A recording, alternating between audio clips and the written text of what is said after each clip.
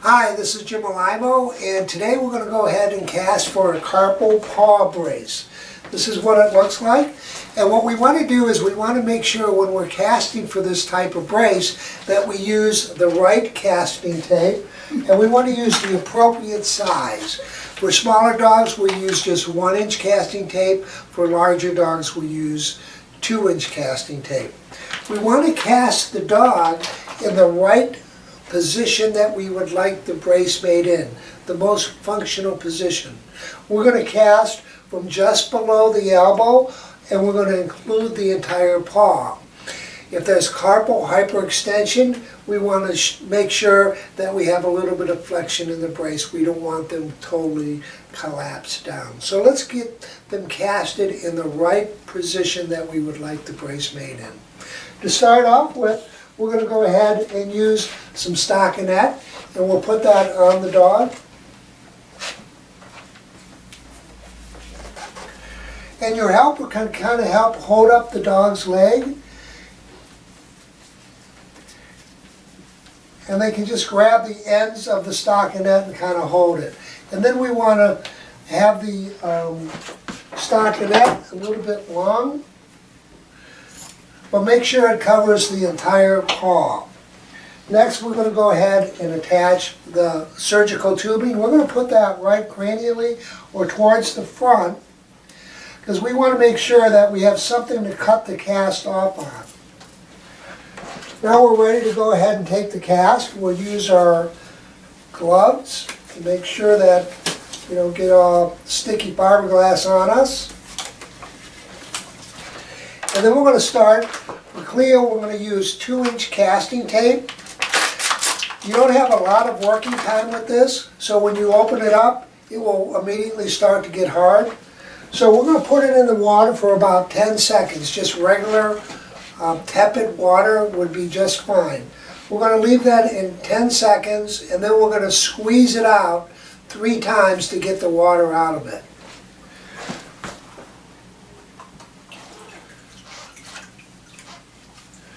So now we've got the fiberglass casting tape all ready to go. And we're going to start distally, and then we're going to wrap proximally. We only need about 3 wraps around the leg, so we don't need to wrap it too thick. When we're doing the paw section, let's not squeeze the paw too much. We want to get the shape of the paw, but we don't want to squeeze it too much, then we'll have a misalignment. It's best to put something up underneath the paw, and then we're going to just wrap distally, and we're going to wrap all the way up proximally. About 3 wraps. That's all we need, and it will make that a lot easier to get off. And any excess fiberglass that you have, don't bother using it, just cut off the excess. Now that we have that casted, what we want to do is we want to just massage in the fiberglass casting tape.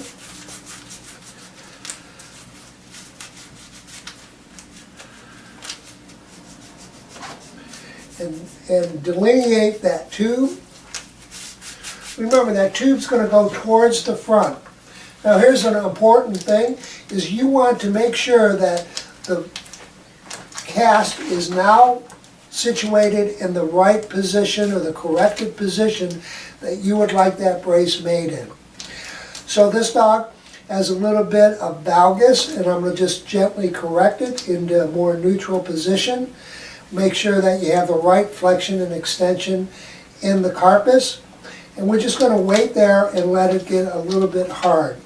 We're going to make sure that the paw is at as close to as 90 position as possible. We want it to solidify when it's in the position that we want the brace in. So don't have the toes pointed downward. That makes it very problematic as far as making the brace is concerned. Now before it gets too completely, totally hard, we're going to go ahead and take a marker, and we're going to mark exactly where that tube is, and then we're going to put cross hatches on there. This way when we cut off the cast, we'll be able to put it back exactly to where it is when we took it off. So we want to make sure before it gets totally hard that the paw is in the correct position that we're going to make the brace in, and that should be close to 90 degrees. We're ready to take off the cast. We're going to just use a very sharp utility knife, and we're going to cut right along the surgical tubing.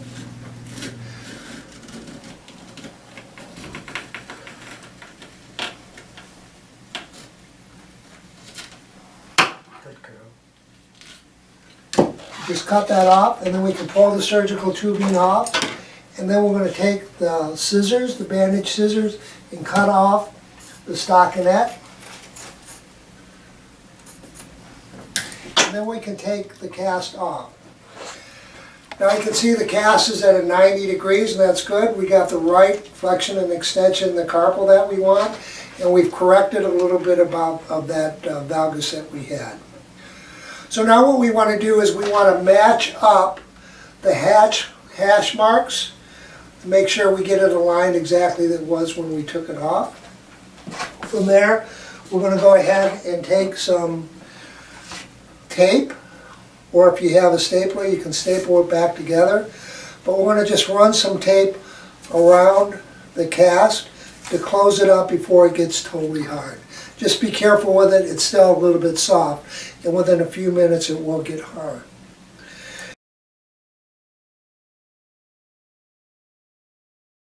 So one of the last things we want to do after we take the cast of the dog's leg is to take a tracing of the dog's paw.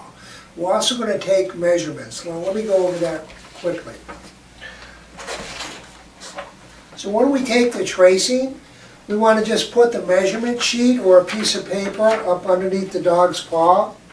And just have the dog stand there and just gently with your pen straight up, trace all the way around the paw and just get to the back of the paw.